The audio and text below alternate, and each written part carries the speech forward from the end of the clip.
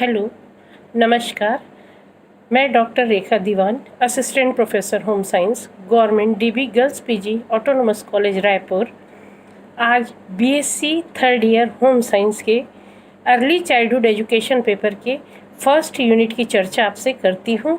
First unit में हम ECCE early childhood care and education क्या है यह जान चुके हैं। अब इसके अंतर्गत अर्ली चाइल्डहुड एजुकेशन के यानी कि पूर्व बाल्यावस्था शिक्षा के केंद्रों के विषय में मैं आपसे चर्चा करूंगी। पहला सेंटर जो हम देखेंगे वो है किंडरगार्टन। आइए जानते हैं किंडरगार्टन क्या है। पूर्व बाल्यावस्था में बालकों की शिक्षा में किंडरगार्टन पद्धति का महत्वपूर्ण स्थान है। बालकों की कक्षा का प्रारंभ KG1 KG2 की कक्षाओं से होता है, जिससे आप भली भांति परिचित हैं। शिक्षा की इस प्रणाली के जन्मदाता फ्रेडरिक विलियम ऑगस्ट फ्रॉबेल महोदय हैं, जिनका जन्म 1782 में 1782 में जर्मनी में हुआ था। उनका गांव जंगल के निकट था, अतः फ्रॉबेल जन्म से ही प्रकृति के संपर्क में थे। इनके पिता पादरी थे। घर का वातावरण धर्म प्रधान था। इनकी माता का निधन जल्दी हो जाने के कारण इनका बाल्यकाल एक विमाता की देखरेख में हुआ। विमाता फ्रॉबेल की शिक्षा पर ध्यान नहीं देती थी। पिता अपने कार्य पे व्यस्त रहते थे। ऐसे में फ्रॉबेल प्राकृतिक वातावरण के संपर्क में आए और ऊब कर वह अपने मन बहलाने के लिए जंगल में चले जाते थे। वहाँ के पेड़ पौधों, पशु पक्षियों आदि से वे बात करते थे और उनके संसार को समझने का प्रयास करते थे। और इस प्रकार के जीवन ने उनके जीवन की धारा को ही बदल दिया और एक नई ही शिक्षा दर्शन का जन्म हुआ। महान शिक्षा शास्त्री तथा समाज सुधारक फ्रॉबेल ने अपने दार्शनिक एवं शैक्षणिक विचारों को क्रियान्वित करने के लिए एक जगह पर छोटे बच्चों के लिए किंडरगार्टन नामक स्कूल खोला। मूलतः किंडरगार्टन जर्मन भाषा का शब्द है, जो दो शब्दों से मिलकर बना हुआ है, किंडर तथा गार्टन, जिसका अर्थ है बालक तथा बगीचा। इस प्रकार हम किंडरगार्टन शब्द का अर्थ यह समझते हैं कि बच्चों का बगीचा। इस अर्थ में फ्रॉबेल का विद्यालय एक ऐसा बगीचा था जिसमें बालक रूपी पौधे को शिक्षक रूपी माली की देखरेख में स्वाभाविक तौर पर विकसित होने का अवसर प्राप्त होता था। किंडरगार्टन पद्धति के कुछ सिद्धांत हैं। आइए हम जानें वे सिद्धांत क्या हैं। फ्रॉबेल ने पूर्व बाल्यावस्था शिक्षा के प्रतिपादन के लिए किंडरगार्टन की जिस शिक्षा प्रणाली का जन्म दिया उसके कुछ सिद्धांत हैं, जिसमें से पहला है स्वक्रिया या आत्मक्रिया का सिद्धांत। स्वक्रिया या आत्मक्रिया से फ्रॉबेल का तात्पर्य उस कार्य से है जो आत्मा की अभिव्यक्ति में सहायक हो। दूसरे शब्दों में कहा जाए तो आत्मक्रिया व्यक्तित्व के विकास में सहायक होती है। बालक जो कार्य करता है वह कार्य विशेष की पूर्ति ही नहीं है, बल्कि उसके द्वारा बालक अपने व्यक्तित्व को भी प्रकट करता है। आत्मक्रिया में बालक का मन तथा शरीर पूर्ण रूप से लग जाता है एवं उसके बाद जो कार्य होता है वह बालक के व्यक्तित्व के विकास की कड़ी बन जाता है। फ्रॉबेल का यह कहना है कि आत्मक्रिया द्वारा बालक जीवन में प्रवेश करने योग्य बने तथा चारों ओर के जीवन से उसका जो संबंध बनता है उस तथ्य का ज्ञान दूसरे के कार्यों से करे।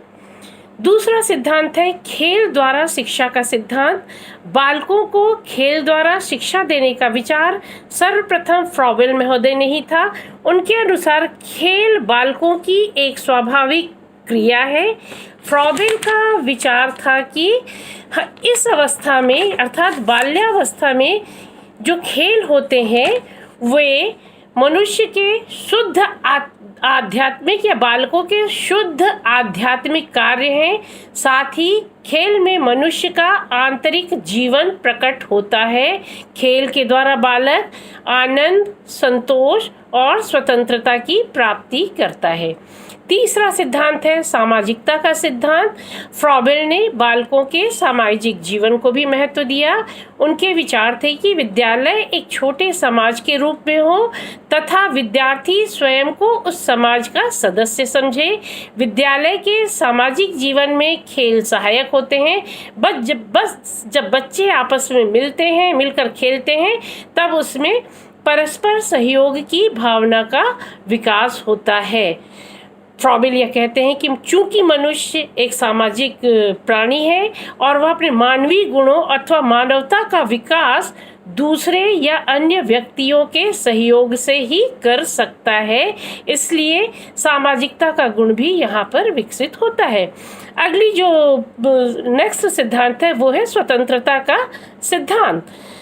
फ्रॉबेल स्वतंत्रता को बहुत महत्व देते थे। फ्रॉबेल के अनुसार शिक्षा का उद्देश्य बालक के व्यक्तित्व का विकास ऐसी स्वतंत्रता से करना होना चाहिए जो बालक में निहित ईश्वरीय शक्ति का बोध कराए। यहाँ उल्लेखनीय ये बात है कि फ्रॉबेल शिक्षालय में किंडरगार्टन में आत्म अभिव्यक्ति और स्वतंत्रता के विकास को बहुत ज़्यादा बल देते थे। ये तो हुए किंडरगार्टन के सिद्धांत। अब हम जानना चाहेंगे बच्चों कि किंडरगार्टन के प्रमुख खेल कौन कौन से होते हैं।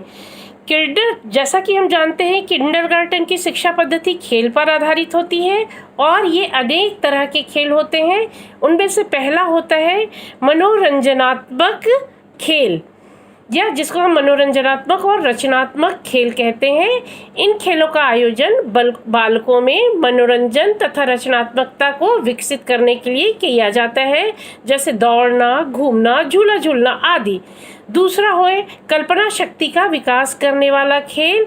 इसके अंतर्गत वे खेल आते हैं जिनसे बालकों की कल्पना की शक्ति का विकास होता है, जैसे कि विभिन्न आकृतियों का निर्माण करवाना।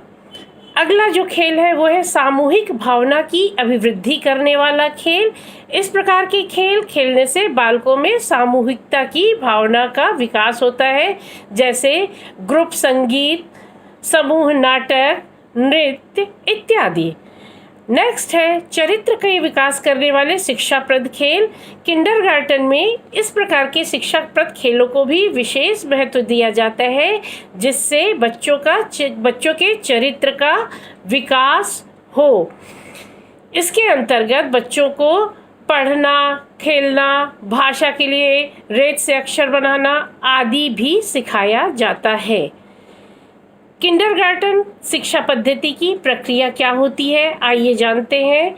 इसमें पहला है आत्माभिव्यक्ति की शिक्षा के स्वरूप। इसमें गीत, गति एवं भावभंगिमा और ये रचना, कंस्ट्रक्शन तीनों के द्वारा बच्चों को आत्म अभिव्यक्ति का अवसर प्रदान किया जाता है। इसके पश्चात हम ये जानना चाहेंगे कि किंडरगार्टन शिक्षा की कौन कौन सी पद्धतियाँ वो किस प्रकार से कार्य करती हैं। तो इसमें क्रिया द्वारा सिखाया जाता है बच्चों को, खेल के द्वारा सिखाया जाता है, शिक्षा में स्वतंत्रता प्रदान की जाती है, सामूहिक कार्य करना सिखाया जाता है और वस्तुओं द्वारा भी उन्हें गिनती सिखाई जाती है। अब यह जानना भी आवश्यक है कि किंडरगार्टन शिक्षा पद्धति में किन शिक्षण का सामग्रियों का उपयोग होता है। किंडरगार्टन शिक्षा पद्धति के लिए उन्होंने कहा है कि कुछ ऐसी सामग्रियों का उपयोग करना चाहिए जो सेल्फ एक्टिविटी या आत्म क्रिया के लिए आवश्यक हो, और इस आधार पर फ्रॉबेल ने 3 बातों पर बल दिया है। पहला है मात्र खेल एवं शिशु गीत, दूसरा होता है उपहार और तीसरा होता है व्यापार। अर्थात मात्र केवल शिशु गीत और के माध्यम से बच्चों में आत्म अभिव्यक्ति को विकसित किया जाता है। उपहारों के द्वारा आत्मक्रिया की संभावनाओं को, उसमें जो निहित गुण होते हैं उनको विकसित करने का प्रयास किया जाता है। साथ ही साथ व्यापार एक ऐसा महत्वपूर्ण अंग है जो बच्चों को उपहार मिलते हैं, उनके आधार पर वे व्यापार अथवा कार्य की ओर अग्रसर होते हैं। किंडरगार्टन में व्यापार के महत्व को समझाते हुए फ्रॉबेल ने कहा है कि इसका उद्देश्य बालकों को ऐसे कार्य में लगाना है जो उनके मनोविकास के अनुकूल हो।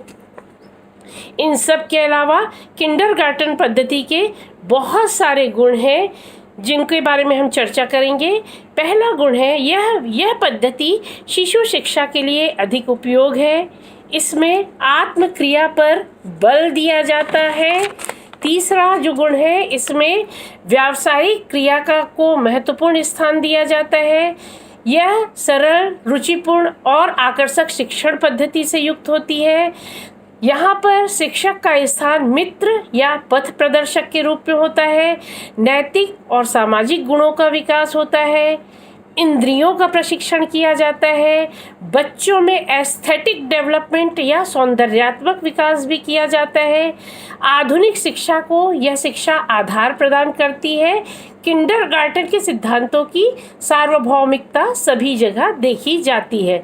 इसके अलावा कुछ विद्वान किंडरगार्टन पद्धति में कुछ त्रुटि बताते हैं।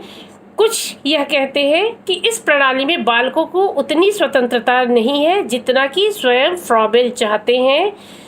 कुछ यह भी कहते हैं कि किंडरगार्टन शिक्षा प्रणाली में गोल, लंबी, चौकोर आदि वस्तुओं को ऐसे दार्शनिक विचारों के प्रतीकों के रूप में प्रस्तुत किया जाता है जिनको समझना बालकों के लिए संभव नहीं है। इसके अलावा आज हम यह जानेंगे कि किंडरगार्टन पद्धति का भारतीय शिक्षा पर क्या प्रभाव पड़ा है। इसके द्वारा शहर शहर में, गांव-गांव में किंडरगार्टन स्कूल खुले हैं।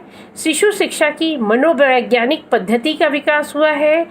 प्ले थेरेपी का प्रारंभ हुआ है। बेसिक शिक्षा मजबूत हुई है और अनिवार्य शिक्षा पर बल दिया गया है।